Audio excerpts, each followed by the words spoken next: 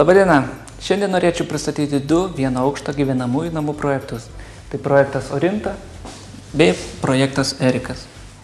Jeigu ieškote namo projekto, kuris turėtų vidinį uždarą kiemelį, tai projektas Orinta kaip tik jums. Norint realizuoti šitą projektą, turėtume turėti nesiauresnį kaip 28 metrų pločio sklypą nuo įvažiavimo pusės. Projekto architektūros išraišką diktuoja dvišlaitis stogas bei L-formos planas. Pagrindinis fasadas yra šitas. Vietoj uždaro garažo buvo suprojektuota atvira stoginė dviem automobiliams. Šalia stoginės suprojektuotas pagrindinis įėjimas. Užėję į pastatą patenkame į tambūrą. Namo planas išskirstytas į tris pagrindinės zonas.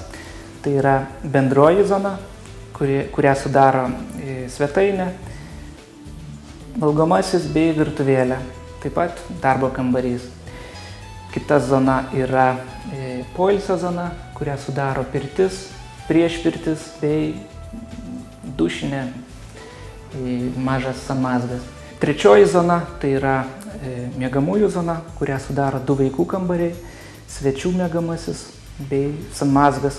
Taip pat plano gale suprojektuota uždara zona, tai yra šeimininkų miegamasis, su jiems skirtų sanmazgų bei šviesia drabužinė. Noriu akcentuoti, kad visos paminėtos zonos turi tiek vizualinį, tiek tiesioginį ryšį su vidiniu kiemeliu. Į vidinį kiemelį galime išeiti tiek iš pirties, tiek iš svetainės, tiek iš miegamojo. Namo apdailai naudojame termiškai apdorotas medinės apdailos lenteles, tačiau reikalui esant galima pakeisti į klinkerio plytą arba netgi tinkuoti. Jeigu vis dėlto kažkam namas atrodo per didelis, galima atsisakyti viso šito pirties bloko. Nuo to namas tikrai nenukentės.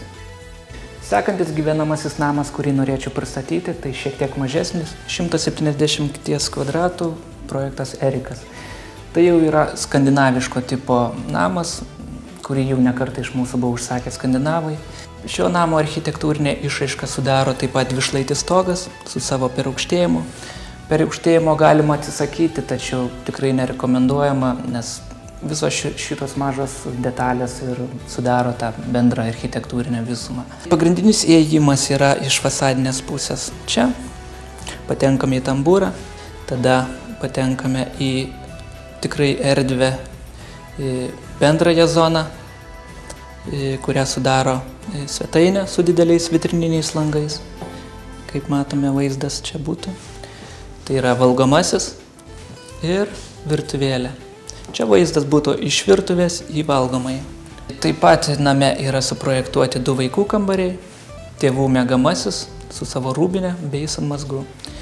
Vaikų kambarius bei gyvenamąją zoną aptarnauja taip pat vienas atskiras sanmazgas. Į katilinę patenkame pro tambūrą ir į dvivietį garažą patenkame pro katilinę. Namo apdailai naudojame medinės apdailinės lentutes, taip pat skiedrinį stogą. Žinoma, galime rinktis ir kitas medžiagas, tai galima rinktis tinką, galima rinktis klinkerio plytą. Kaminas matome mūrytas iš tašytų natūralių akmenų, kas suteikia tikrai estetišką vaizdą.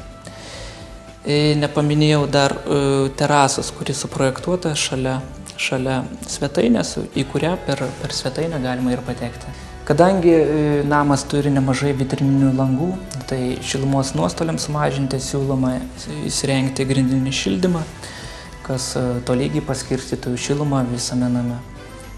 Noriu priminti, kad visus mūsų projektus galite koreguoti, galite pastumti ar išimti ar įdėti per tvarėles, galite pastumdyti langus, juos padidinti ar pamažinti.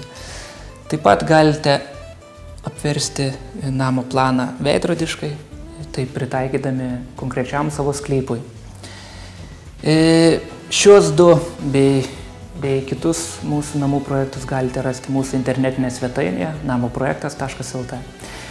Šiandien tiek ir susitiksime kitoje laidoje, kur pristatysime du modernius namų projektus. Viso geriausio.